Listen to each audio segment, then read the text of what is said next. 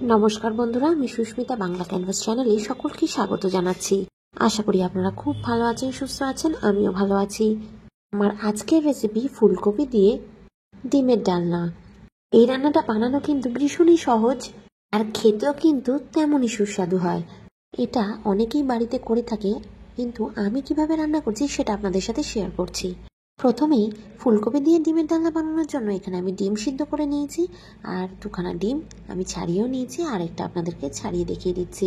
ডিমগুলোকে আগেই আমি নুন দিয়ে ভালো করে সিদ্ধ করে নিয়েছি জলে। এবার খোসাগুলোকে ভালো করে ছাড়িয়ে নিতে হবে। এখানে আমি কেটে নিয়েছি ফুলকপি, আর ফুলকপিগুলোকে কেটে নেওয়ার পরে আমি অল্প গরম জল বসিয়ে দিয়েছিলাম। সেই জলে আমি এই ফুলকপিগুলোকে কিছুক্ষণ সময়ের জন্য ভিজিয়ে রাখবো, যাতে ফুলকপিটাকে ভাপিয়ে নেওয়া হয়ে গেলে তার মধ্যে যদি কোনো পোকামাকড় থাকে সেটা বেরিয়ে যাবে। কারণ শীতকালের ফুলকপিতে অনেক ধরনের পোকা দেখা যায়, সেগুলোই গরম জলে ভিজিয়ে রাখলে কিন্তু অনায়াসে বেরিয়ে আসে। ফুলকপিটা ওখানে গরম জলে ভিজিয়ে রেখেছি, আর এদিকে কড়াইতে তেল দিয়ে দিয়েছি। তেল গরম হতেই আমি আলুগুলোকে ভেজে নিচ্ছি। আলুগুলোকে আমি অল্প নুন আর অল্প হাফ চামচ মতো হলুদ গুঁড়ো দিয়ে ভেজে নিলাম। একদম লো টু মিডিয়াম ফ্লেমেই আলুগুলোকে ভেজে নেওয়া হয়ে গেল। এবার ডিমগুলোকেও অল্প নুন আর হলুদ মাখিয়ে নিলাম। আলুর ক্ষেত্রে বলে দিয়ে এখানে কিন্তু আমি দুখানা আলু কেটে নিয়েছিলাম, আর ফুলকপিও কিন্তু একদম মিডিয়াম সাইজের নিয়েছিলাম। ফুলকপিও আমি দুটো নিয়েছিলাম। ফুলকপিগুলোকে এরকম মিডিয়াম সাইজে কেটে নিয়েছি। এবার ভালো করে তো ভাপিয়ে নেওয়া হয়ে গেছে, এগুলোকে আমি এবার তেলে ভেজে নিচ্ছি। ডিমগুলোকে আমি 5 মিনিট মতো ভেজে নিয়েছি, একদম লো টু মিডিয়াম ফ্লেমে ভেজেছি। হালকা করে ভেজে নিয়েই আমি তুলে নিয়েছি একটা পাত্রে। ফুলকপিটা ভাজার সময় কিন্তু আমি হলুদ গুঁড়ো দিলাম না, কারণ আলু আর ডিম ভাজার সময় কিন্তু অনেকটাই নুন দেওয়া হয়েছে। কড়াইয়ের তেলে নুন দেওয়া ছিল, তাই আর নুনও দিলাম না, হলুদও দিলাম না। ফুলকপিগুলোকে একদম লো টু মিডিয়াম ফ্লেমে ভেজে আমি তুলে নিলাম। কড়াইতে কিন্তু আরেকটু তেল দিয়ে দিয়েছি। তেলটা গরম হতেই আমি এখানে দিয়ে দিলাম একটা টুকরো করে নেওয়া পেঁয়াজ, দিয়ে দিয়েছি এখানে 4-5 কোয়া রসুন আর টমেটো। ভালো করে আমি এই সব কিছুকে ভেজে নিচ্ছি। আর যেহেতু টমেটো দিয়েছি, আমি এখানে অল্প নুনও অ্যাড করে দিলাম। এদিকে ভাজা হচ্ছে, আর এদিকে আমি 1 চামচ ধনে আর 1 চামচ জিরেকে ভালো করে একদম গুঁড়ো করে নিচ্ছি। এদিকে পেঁয়াজ, টমেটো, আদা আর রসুন খুব ভালো করে ভাজা হয়ে গেছে, নরম হয়ে গেছে টমেটো আর পেঁয়াজ। এবার আমি এটাকে একটা বাটিতে তুলে নিলাম। দেখুন, মিক্সিং জারে কিন্তু আমি এটাকে একদম পাউডার করে নিয়েছি। এবার এর মধ্যে আমি অ্যাড করে দেব ভেজে নেওয়া পেঁয়াজ, টমেটো, রসুন আর আদাটা। এবার খুব ভালো করে আমি এটা মিক্স করে নেব। কিন্তু মিক্স করার আগে আমি এখানে কিছু গুঁড়ো মশলা দিয়ে দেবো। দিয়ে দিলাম এখানে হাফ চামচ মতো হলুদ গুঁড়ো। এবার আবারও দিয়ে দেবো এখানে 1 চামচ মতো শুকনো লঙ্কার গুঁড়ো। এবার এর মধ্যে আমি কিছুটা পরিমাণে জল অ্যাড করব, যাতে মিক্সিংয়ে কোনো প্রবলেম না হয়, একদম মিহি পেস্ট তৈরি হয়ে যায়। আপনারা চাইলে কিন্তু এই জিনিসটা শিলনোড়াতেও বেটে নিতে পারেন, তাতেও কিন্তু খুব ভালো করে একটা পেস্ট তৈরি হয়ে যাবে। পেস্টটা তৈরি করে সাইডে রেখে দিয়েছি, আর কড়াইতে আমি তেলে ফোড়নে দিয়ে দিলাম একটা তেজপাতা, 3টে এলাচ ফাটিয়ে, আর একটা দারচিনি স্টিক দিয়ে দিয়েছি, আর 2টো লবঙ্গ। 10-12 সেকেন্ড ভালো করে একটুখানি নাড়িয়ে চাড়িয়ে যখন ফোড়ন থেকে খুব সুন্দর একটা গন্ধ বেরোচ্ছে, তখনই আমি এখানে পেঁয়াজ, আদা, রসুন আর টমেটোর পেস্টটা দিয়ে দিচ্ছি। সাথে আমি এর মধ্যে একটুখানি জল অ্যাড করেছি, সেটাও কিন্তু দিয়ে দিলাম, যাতে কষাতে খুব সুবিধা হয়। এবার মশলাটা দিয়ে আমি বেশ কিছুক্ষণ কিন্তু ভালো করে এটাকে কষিয়ে নেব। ততক্ষণ অবধি কষাবো যতক্ষণ অবধি মশলা থেকে খুব ভালো মতো তেল বেরিয়ে যায়।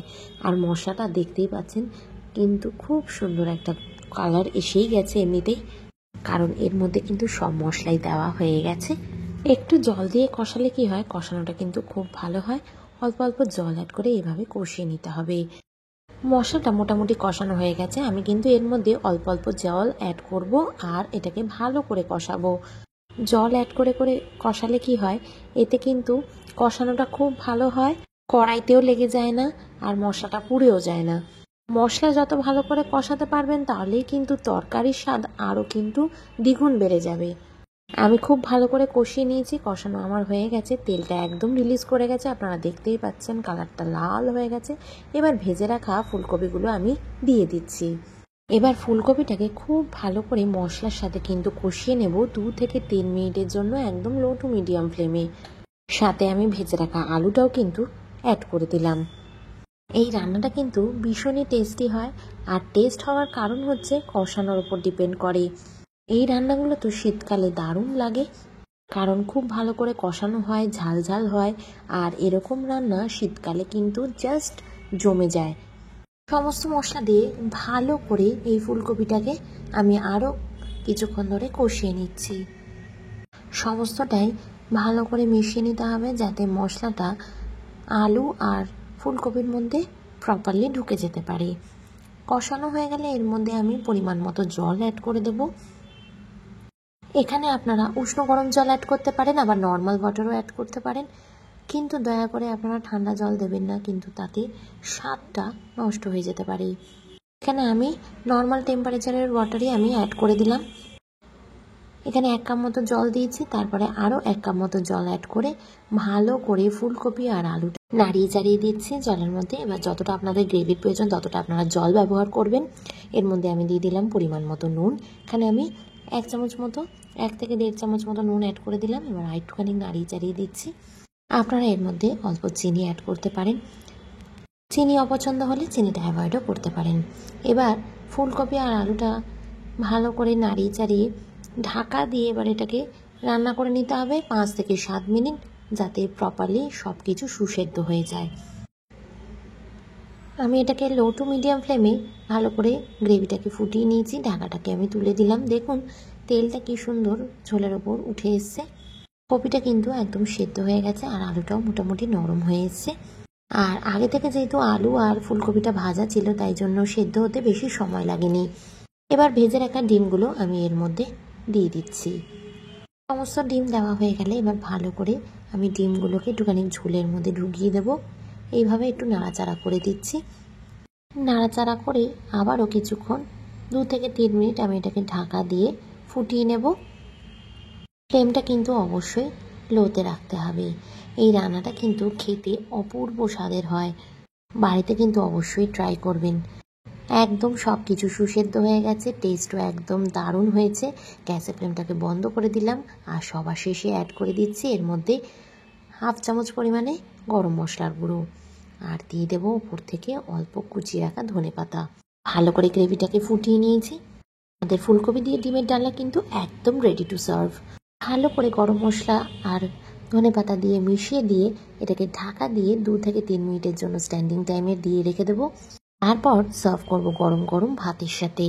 আমার আজকের রেসিপিটা কেমন লাগলো অবশ্যই কিন্তু কমেন্টসে জানাতে ভুলবেন না। ভালো লাগলে লাইক করবেন, চ্যানেলে নতুন হলে অবশ্যই সাবস্ক্রাইব করে নেওয়ার অনুরোধ রইল। পাশে থাকা বেল আইকনটা অবশ্যই প্রেস করবেন, যাতে নতুন ভিডিও আপলোড করলে তার নোটিফিকেশনস।